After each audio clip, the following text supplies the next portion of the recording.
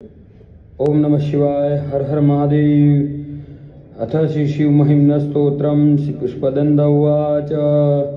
वन्दे देवोमावतिं सुरगुरुं वन्दे जगत्कारणं वन्दे पन्नगभूषणं मृगधरं वन्दे पशूनां पतिर्वन्दे सूर्यशशाङ्कवहनिनयनं वन्दे मुकुन्दप्रियं वन्दे भक्तजनाश्रयं च वरदं वन्दे शिवं शङ्करम्। अथ श्री शिवमहिम्न स्तोत्रम्। श्री पुष्पदन्त उवाच। महिम्नः पारन्ते परमविदुषो यदृशदृशी स्तुतिर्ब्रह्मादीनामपि तदवदन्ना त्वयि गिरदावाच सर्व स्वमतिपरिणामावधिगुणं ममापे सश्रोत्रे हरनिरपवाद परिकरातीतपन्धानं तव च महिमा वां मनसयो अतद्व्यावृत्यायं चकितमभिधत्ते सुतिरभिषकस्य स्तोतव्य कतिविधगुणः कस्य विषय पदेतर्वाचीने पतति न मनः कस्य न वच मधुस्फीता वाच परममृतं निर्मितवत स्तवः ब्रह्मण किं वा कपिसुरगुरु विस्मयवदं मम त्वेतां वाणीं गुणकथनपुण्येन भवत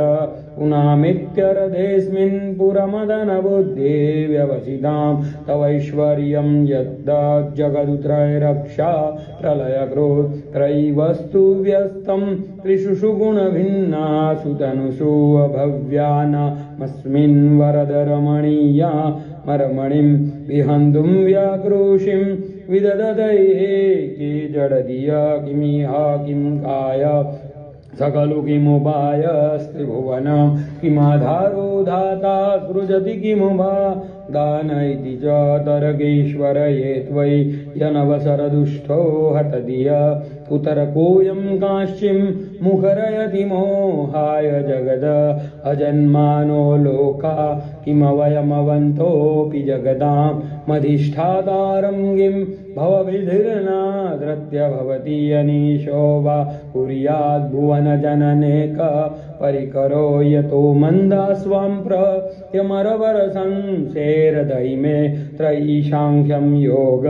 पशुपतिमदं वैष्णवमिति प्रभिन्ने प्रस्थाने परमिदमदपथ्यमिति च रुचीनां वैचित्रात् रुजकुटिलनानापथदुषा नृणामेको गम्यस्त्वमसि पयसा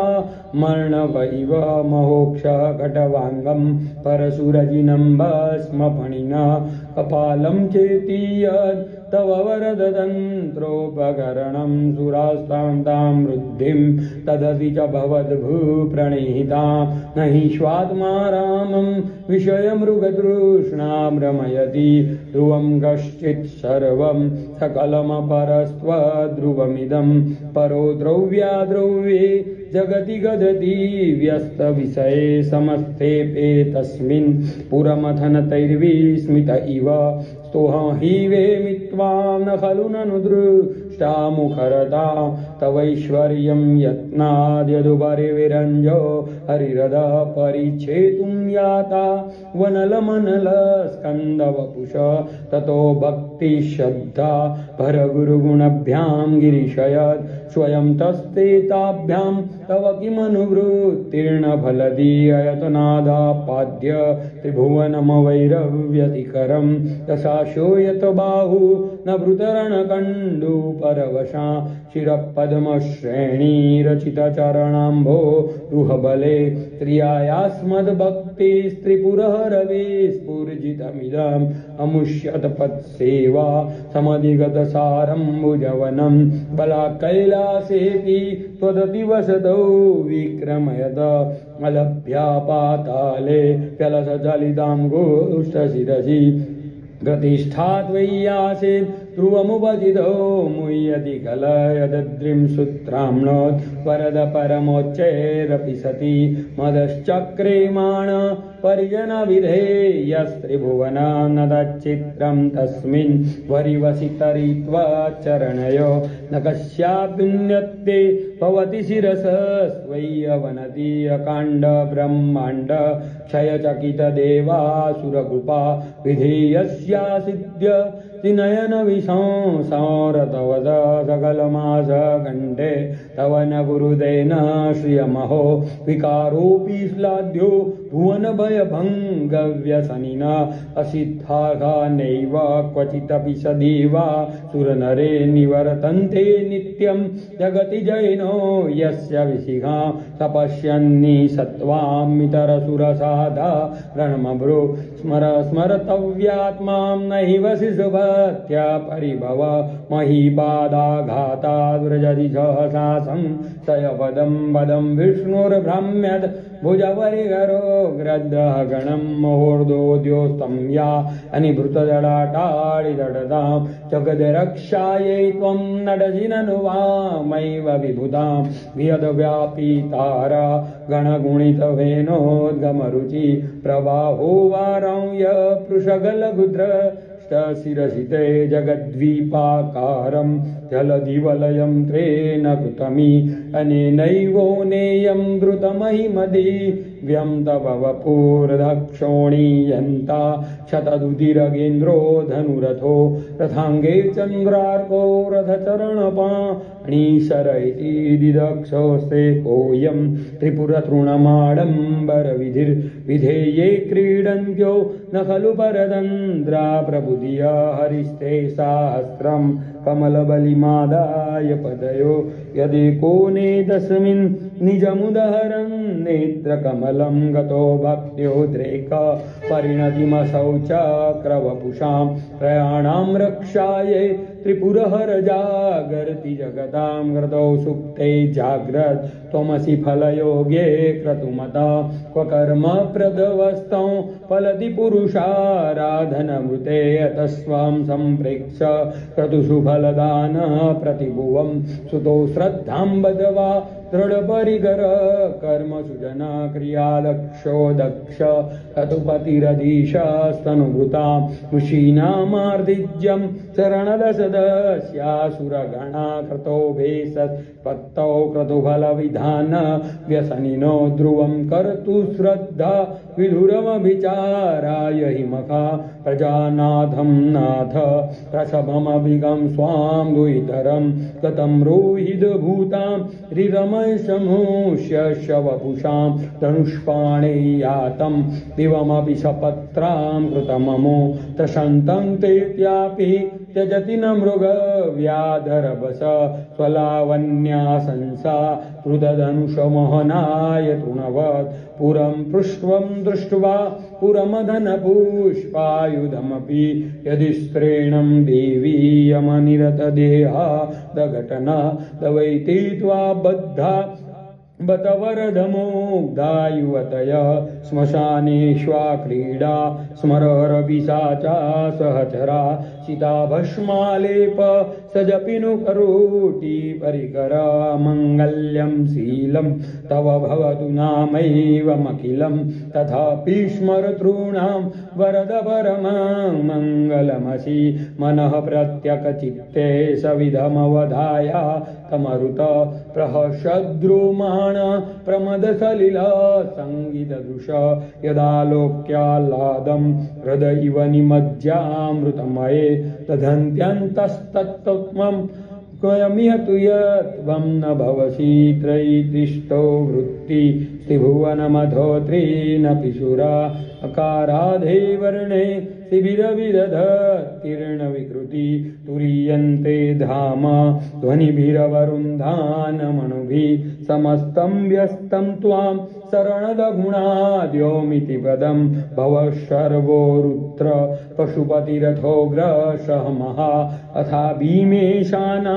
द्वितीयदभिधानाष्टकमिदम् अमुष्मिन् प्रत्येकं प्रविचरति देवसुतिरपि प्रियायास्मे धाम्ने प्रणीतनमस्योऽस्मि भवते नमो नेदिष्ठाय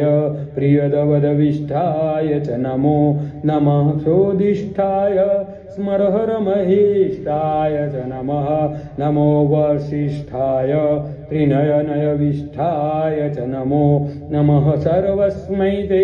यदिदमिति सर्वाय च नमः बलरसे विश्वतत्त्वभवाय नमो नमः प्रबलदंसे तत्संहारी हराय नमो नमः जनसुखकृते सत्त्वोदिग्धो मृडाय नमो नमः प्रमसिपदे निस्त्रे गुण्ये शिवाय नमो नमः कुशपरिणतिचेत क्लेशवश्यं क्वचेदं क्वच तव गुणसीमोल्लङ्घिनी शाश्वतद्धि इति जगिदमन्ते कृत्यवां भक्तिराधा वरदचरणयो श्रीवाक्यपुष्पोपारम् असितगिरिसमं स्यात् कज्जलं सिन्धुपात्रे सुरतरुवरशाखा लेखनी पत्रमुर्मि लिखति यदि गृहीत्वा शारदा सर्वकालं तदभिदवगुणानामीशपारं नयाति असुरसुरमुनीन्द्रे रतितश्चेन्द्रमौले ग्रथितगुणमहिम्नो निर्गुणस्येश्वरस्य सकलगुणवरिष्ठः पुष्पदन्ताभिधानो रुचिरमलगवृत्ते स्तोत्रमेताच्चकारम् अहरनहरवज्यं ध्रुजटे स्तोत्रमेतत् पठति परमभक्त्या शुद्धचित्ता पुमान्य स भवति शिवलोके रुद्रतुल्यस्तधात्र प्रचुरतर्धनायो पुत्रवान् दिमांश महेशान्नापरो देवो महिम्नो न परास्तुति अघोरान्नापरो मन्त्रो नास्ति तत्त्वं गुरु परं दीक्षादानं तपस्तीर्थं ज्ञानं यागादिका क्रिया महिम्नस्तव पाठस्य कलान्नार्हन्ति षोडशीं कुसुमदशनामा सर्वगन्धर्वराज शिशुशशिधरमूले देवदेवस्य दास सकलु निजमहिम्नो भ्रष्ट एवास्य रोषात् स्तवनमिदमकाशीत् दिव्यमहिम्नं सुरवरमनुपूज्यं स्वर्गमोक्षैकहेतुं पठति यदि मनुष्यः प्राङ्निर्णान्यचेतां व्रजति शिवसमीपं किन्नरे स्तूयमान स्तवनमिदममोघं पुष्पदन्तप्रणेदम् असमाप्तमिदं स्तोत्रं पुण्यं गन्धर्वभासितम् अनोपम्यं मनोहारी शिवमीश्वरवर्णनमित्येषा वा मयि पूजा श्रीमच्छङ्करपादयो अर्पितादीनदेवेश प्रियतां मे सदा शिव तव तत्त्वं न जानामि कीदृशोऽसि महेश्वर यादृशोऽसि महादेव तादृशाय नमो नमः एककालं द्विकालं वा त्रिकालं यः पठे नर सर्वपापविनिर्मुक्त शिवलोके महीयति श्रीपुष्पदन्तमुखपङ्कजनिरगतेन स्तोत्रेण किल्बिषहरेण हरप्रियेण कण्ठस्थितेन पठितेन समाहितेन सुप्रेणितो भवति भूतपतिर्महेश इति श्रीपुष्पदन्तविरचितं श्रीशिवमहिम्नस्तोत्रं सम्पूर्णं शिवं शिवं शिवं सर्वे जीवात्मा का कल्याण कर जो। हर हर महादेव। श्री हरिहर महादेव की जय। ओम नमः शिवाय।